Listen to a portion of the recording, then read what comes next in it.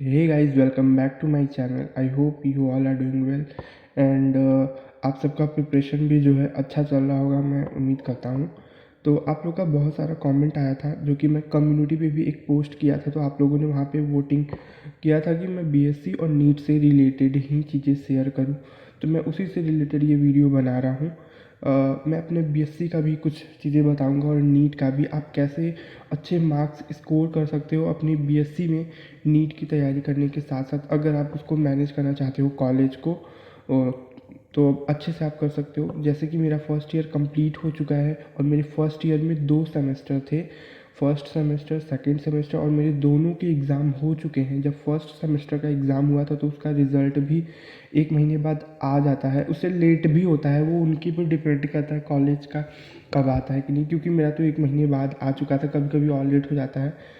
तो अभी second semester का मेरा एग्ज़ाम हुआ है, उसका रिज़ल्ट मेरा नहीं आया है, बट फर्स्ट सेमेस्टर का रिज़ल्ट आ चुका है जो कि अच्छा है। और मैं आपको बता दूं कि आप नीट की तैयारी के साथ किस तरीके से अच्छा स्कोर कर सकते हो। आपको बहुत ज़्यादा कॉलेज का टेंशन बिल्कुल भी लेने की ज़रूरत नहीं है, क्योंकि आप अब कुछ भी करना, नीट की तैयारी के साथ साथ लिखने का प्रैक्टिस बिल्कुल भी मत छोड़ना। आपको जो है ना, बीएससी की बुक्स हैं, थोड़े थोड़े कर कर स्टार्टिंग में ही आप पढ़ते रहिएगा, ताकि एट द एंड आपको बिल्कुल भी बर्डन न फील हो कि हाँ बहुत सारा कुछ पढ़ना है। आप स्टार्टिंग से ही थोड़ा थोड़ा करके उसको टाइम देते रहना, उसको पढ़ते रहना, और उसके जो क्वेश्चन होंगे ना उसको देख के उसको आंसर को खुद से बना के लिखने का प्रैक्टिस करिएगा, ताकि आपका लिखने का प्रैक्टिस बना रहे। क्योंकि आप जब एग्ज़ाम में जाओगे ना, तो आपके जो क्वेश्चंस मिलेंगे, जैसे कि मेरा नॉन अटेंडिंग है तो मुझे सेल्फ स्टडी करना पड़ता है, मैं खुद से ही बुक से ही पढ़ता हूँ और फिर उसके बाद डायरेक्ट एग्ज़ाम देने जाता हूँ।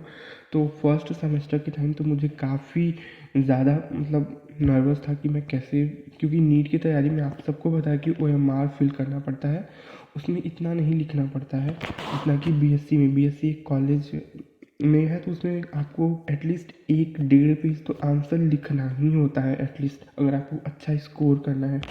तो अच्छे आंसर लिखने के लिए आपको लिखने का प्रैक्टिस भी होना चाहिए, और अच्छी राइटिंग में आप लिखोगे और लॉन्ग आंसर लिखोगे जो सूटेबल होगा। कुछ भी ऐसे ही मत लिख देना, आप थोड़ा थोड़ा करके जो पढ़ते रहोगे ना।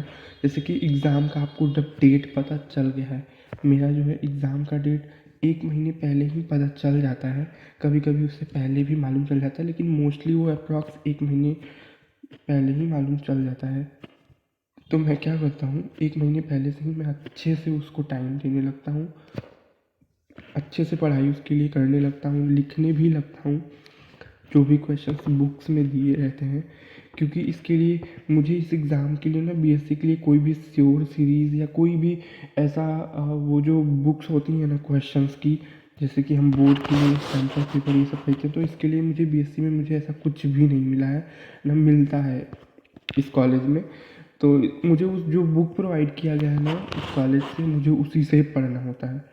तो मैं उसी से अपना पढ़ता हूँ, पूरा थियरी वगैरह उसमें पीछे क्वेश्चंस दिए रहते हैं, उसके आंसर बिल्कुल नहीं दिए रहते, वो आंसर आपको खुद से ही बनाने पड़ते हैं, लिखने पड़ते हैं, उसके लिए आपको बुक पढ़ना ही होगा।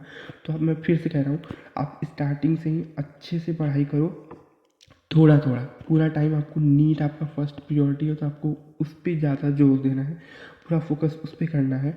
लेकिन आपको थोड़ा थोड़ा करके बीएससी का भी पढ़ते रहना है, ताकि आपको बर्डन ना हो लास्ट में। तो बस वैसे ही आप लिखने का भी प्रैक्टिस बनाते रहो, करते रहो, आपका हो जाएगा, अच्छा स्कोर भी कर पाओगे। एग्ज़ाम में जाने के बाद सारे क्वेश्चन जो होंगे ना बहुत ही फैमिलियर होंगे, आप उनको ऑलरेडी पढ़ चुके होगे। बस थोड़ा प्रॉब्लम वहाँ पे आएगा कि आप 1-1.5 पेज आंसर कैसे लिखोगे। जैसे कि क्वेश्चन पूछ देता है व्हाट इज़ कोवैलेंट बॉन्ड, और वो क्वेश्चन जो होगा 16 नंबर का होगा, तो उसके लिए आपको आंसर भी उतना लिखना पड़ेगा। तो उसके लिए आपको प्रैक्टिस करना पड़ेगा, तो आप प्रैक्टिस करते रहोगे, हो जाएगा।